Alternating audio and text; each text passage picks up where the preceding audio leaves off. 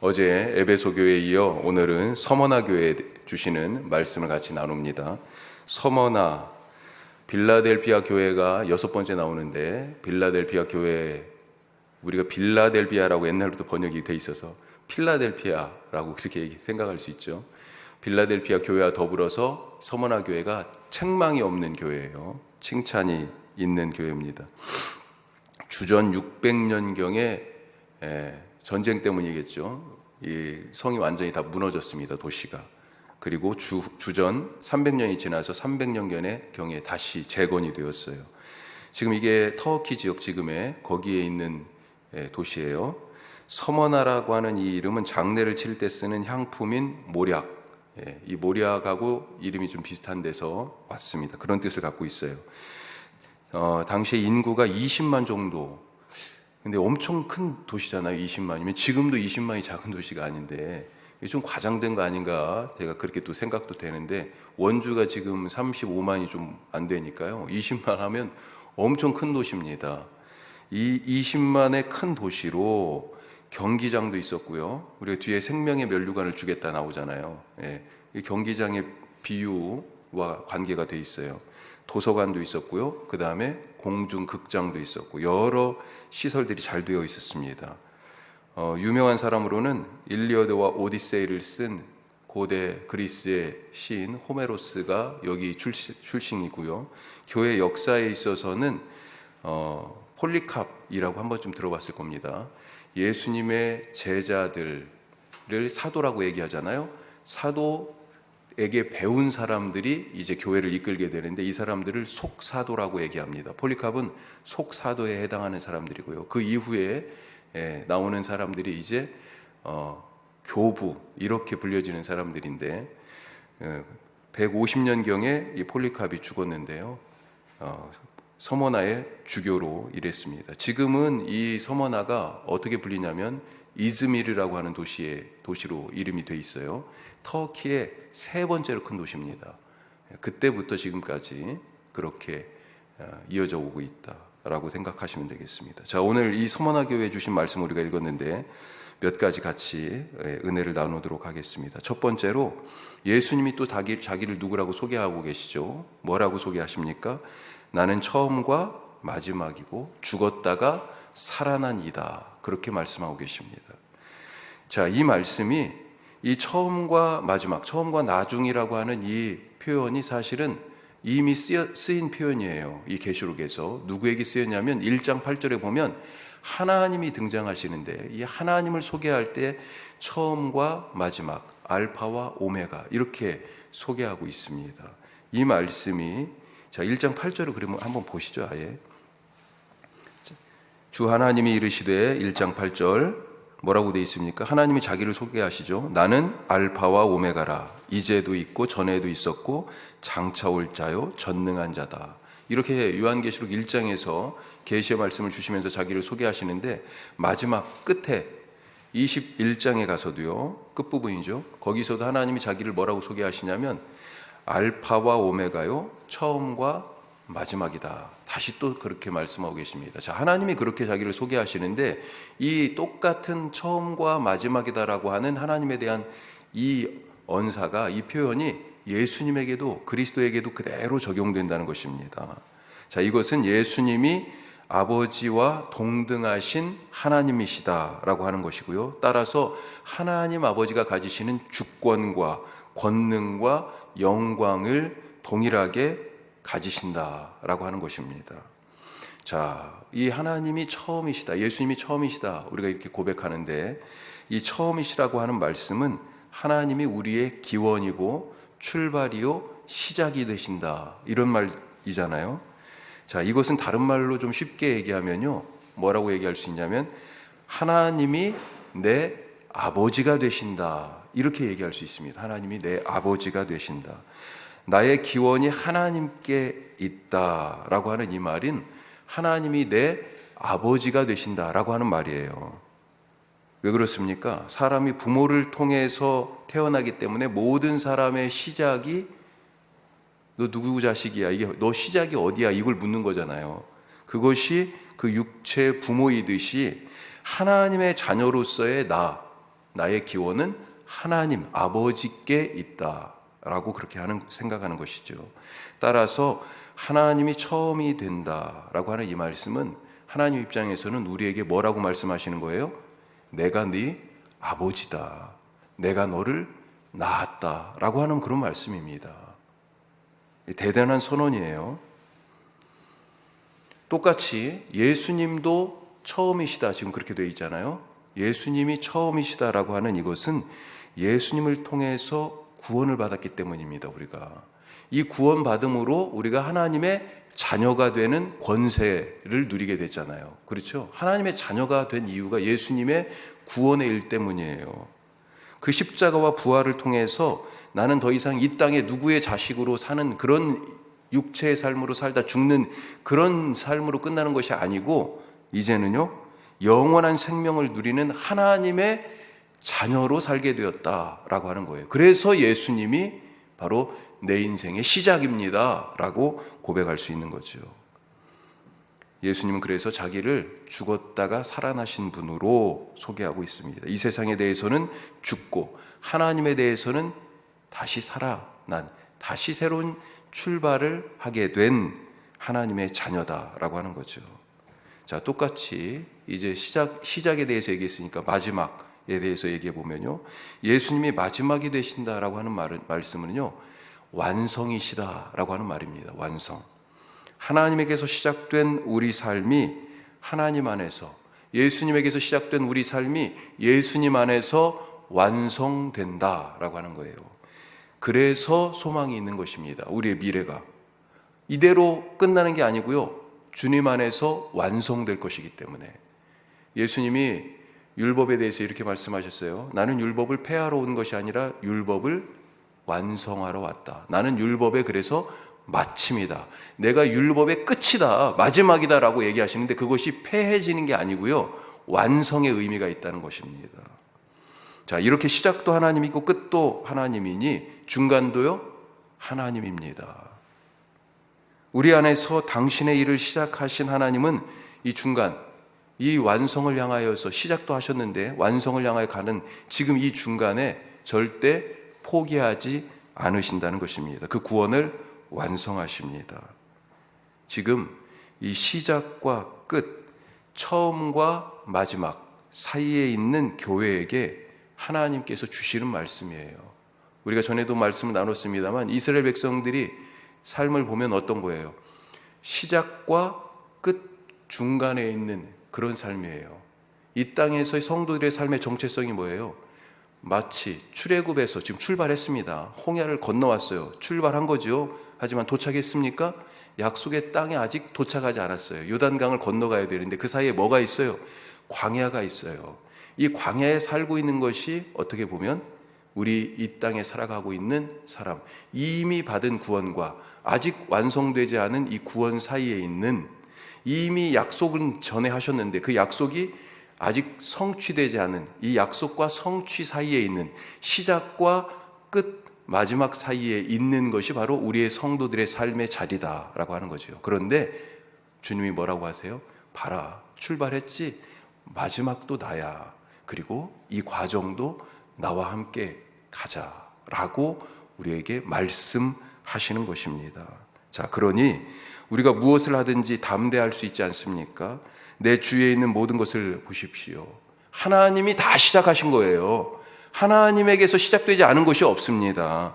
나의 시작이 되신 하나님이 내 일도, 내 가정도, 우리 교회도 시작하셨고요. 또 그분이 바로 나도, 내 가정도, 우리 자녀들도, 내가 하는 일도, 우리 교회도 완성하실 것입니다. 그것을 믿으시기 바랍니다. 지금 고난 중에 있는, 환난 중에 있는 이 서머나 교회에 내가 너희 교회, 이 교회의 시작이 나야. 내가 너희들의 끝이야. 그 끝이요? 없어지는 게 아니고요, 완성할 거야 라고 말씀하고 계세요. 이 말씀이 우리에게 힘이 되시기를 간절히 바랍니다. 자, 두 번째로 우리는 부요한 자다. 부요한 자라고 알려주고 계십니다. 서머나 교회, 이 서머나는 지금도 이 이즈미르라고 하는 터키의 도시가 터키의 세 번째 도시라고 그랬잖아요. 당시에도요, 에베소와 버금가는 그런 부를 누리는 거의 해변가에 있어요. 지금 이즈미르가 지도를 보면 그런 도시예요. 자, 도시는 부유했지만 그런데 서머나 교회는 궁핍했다. 그렇게 말하고 있습니다. 왜 그렇습니까? 환란이 있었기 때문에 그 환란과 궁핍을 내가 안다. 9절에 보면 예수님이 그렇게 말씀하세요. 그것을 예수님이 다 알고 계세요. 예.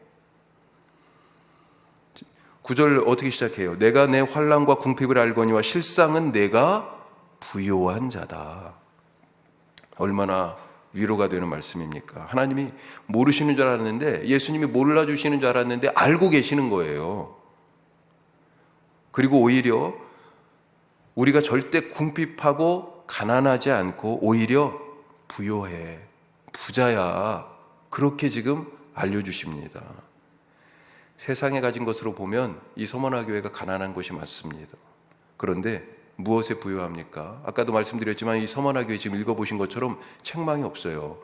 빌라델피아 교회와 더불어서 그만큼 지금 부요함이 풍성해서 부유한 교회예요. 무엇에 부요하고 있습니까? 부요합니까?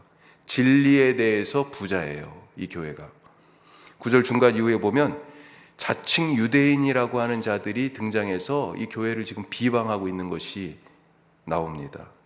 자기들이 진리를 가졌다. 너희들은 지금 잘못 믿고 있어. 오히려 교회를, 이 서머나 교회를 향해서 진리에서 이탈했다고 지금 비방하고 우리가 한 수 가르쳐 줄게 라고 자기들이 진리를 가지고 있다고 와서 지금 주장하고 있어요. 하지만 진짜 진리는 누가 가지고 있어요? 교회가 가지고 있어요. 서머나 교회가. 바울은 고린도 교회에 그래서 이렇게 말합니다. 진짜 진리를 가진, 진짜 가질 것을 갖고 부요한 성도들의 삶에 대해서 뭐라고 얘기하냐. 고린도 후서 6장 10절 말씀 한번 들어보세요. 근심하는 자 같으나 항상 기뻐하고 가난한 자 같으나 많은 사람을 부요하게 하고 아무것도 없는 자 같으나 모든 것을 가진 자로다. 근심하는 자 같으나 항상 기뻐해요. 그 가난한 자 같으나 많은 사람을 부유하게 할 만큼 내게 풍성한 거죠. 지금 아무것도 없어 보여요. 그런데 모든 것을 가진 사람, 세상의 눈으로 보면 환난과 박해 속에 있으니 얼마나 근심이 많아요. 그런데 항상 기뻐하는 자라고 지금 얘기하지 않습니까? 기쁨이 넘쳐요. 기쁨의 부자인 거죠. 지금 환난 가운데서 어땠어요? 이 계시록 뒤에 가면요, 도장 받는 얘기가 나오잖아요. 하나님도 당신의 백성에게 도장을 찍어요. 표시를 하시는 거죠. 하지만 사탄도요, 짐승도요, 짐승의 표를 받으라고, 짐승의 도장을 받으라고 강요하죠. 그 표가 없으면 살 수도 없고 무슨 일을 할 수도 없어요. 아무것도 못해. 환란이 바로 그래서 무서운 거죠. 직업을 잃고요, 직장을 갈 수가 없어요. 자기 일을 할 수가 없어요. 누구하고 거래도 못해요. 먹고 사는 일도 힘들지요. 그래서 가난하다는 것입니다. 그래서 인생에서 이루어 놓은 것도 하나도 없고 앞으로 보이는 그 미래에 대하여서 앞을 볼 수가 없어요. 그 미래가 없죠. 미래가 안 보이니 아무것도 없는 자 같겠지만 성도는 주님이 주시는 항상 넘치는 기쁨 안에서 모든 것을 다 가진 자, 부족함이 없는 자라고, 그게 바로 교회라고 지금 말씀해 주고 계십니다. 왜 그렇습니까? 왜 모든 것을 가졌어요? 우리가 모든 것에 부족함이 없이 부자인 것입니까? 세상 모든 것을 가지신 주인이신 예수님이 우리 안에 계시기 때문에. 세상이 주는 건 뭡니까? 그것으로 나는 부자다 이렇게 뻐기는 사람들이 있어요. 세상이 주는 것에는 가난해도 하나님이 주시는 것에 부요한 자들 되시기를 주님의 이름으로 축복합니다. 서머나 교회가 바로 그런 교회였죠. 자, 마지막으로 유명한 말씀, 죽도록 충성하라. 죽도록 충성하라. 10장에 보면, 10절에 보면 장차 올 고난에 대해서 말씀하십니다. 마귀가 성도들 중에 몇 사람을 옥에 던져 넣을 것이다. 이제 구체적인 환난과 박해가 오는 거죠. 하지만 이 환난 오래 가지 못한다. 그렇게 지금 말씀하십니다. 끝을 알 수 없는 터널 같아요. 당할 때는 이 고난이, 이 고통이 그때 1분이요, 하루 같고요. 그때 1시간이요, 10년 같이 느껴질 수 있어요. 그때 이 고난과 환난과 박해 속에서 이것이 그 속에 있으면요 끝을 알 수 없는 그런 터널처럼 느껴지겠지만 이것이 일시적이다라고 말합니다. 자, 이 환난이 며칠 정도 된다고 그랬어요? 보면 10절에 10일 정도 환난을 받을 거다 그렇게 말씀하고 있어요. 환난이 있겠지만 극심하겠지만 그럼에도 불구하고 이것은 일시적이다. 폴리캅 아까 말씀드렸지만 서머나 교회의 목회자였습니다.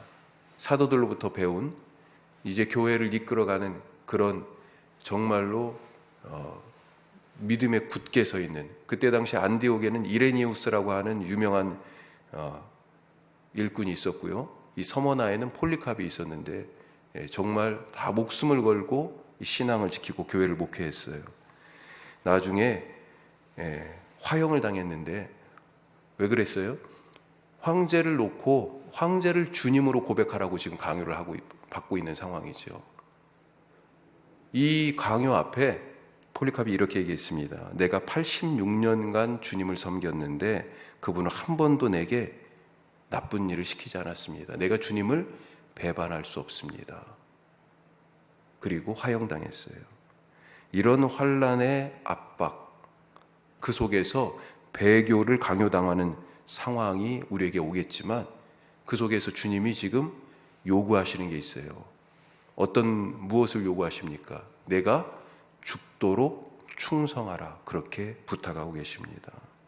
자, 우리가 충성을 얘기하는데 충성하면 뭔가를 열심히 하는 것, 이걸 생각하게 돼 있어요. 그걸 충성이라고 생각하는데 충성이라는 말 뜻이 헬란 말로 피스티스예요. 영어로는 faithful, faith, 믿음직한 이렇게 돼 있습니다. 믿음직한, 믿을 만한 것이 충성이에요. 충성은 믿음에 대한 것입니다. 사실은 아까 폴리캅 얘기를 했지만 폴리캅이 뭐예요? 하나님을 믿니 아니면 로마 황제를 믿을 거니, 누구를 주로 섬길 거냐라고 지금 그 사람의 존재에 대하여서 질문을 받고 있었던 것입니다. 너는 누가 너의 주님이야? 라고 질문을 받았던 거예요. 사실은 충성은 무언가를 열심히 하는 행위에 대한 문제가 아니고요, 그가 누구인지에 대한 그런 존재에 대한 문제인 것입니다. 나는 하나님의 자녀입니다. 나는 예수님의 제자로 그의 일꾼입니다 라고 하는 자기 존재에 대한 고백이 바로 충성이에요. 그런 환난과 박해가 오더라도 내 존재는, 나는 오직 하나님만 섬깁니다, 나의 주님은 오직 예수님밖에 없습니다 라고 자기 존재에 대하여 고백한 것, 그리고 그 고백대로 살아가는 것, 이것이 바로 충성이다 라고 하는 것입니다.